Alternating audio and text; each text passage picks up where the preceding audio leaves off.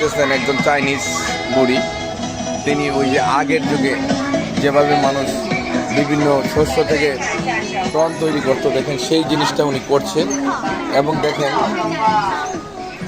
তো আমরা সবাই পাজলড হয়ে গেছি, এটা কিন্তু কোনো মানুষ নয়, এটা একটি রোবট। দেখেন কিভাবে তৈরি করেছে, অ্যাজ ইট ইজ জেনুইন, এবং মানুষের পক্ষে বোঝাই সম্ভব না সে আদৌ রোবট না। এভাবেই তাকে তৈরি করা হয়েছে, যা আপনারা অনেকে চিন্তাও হয়তো করতে পারছেন না। দেখেন তার হাসি, তার এভরিথিং, তার কার্যক্রম সব কিছু অ্যাজ ইট ইজ মানুষ যেরকম সেভাবেই তার শেপ করা হয়েছে।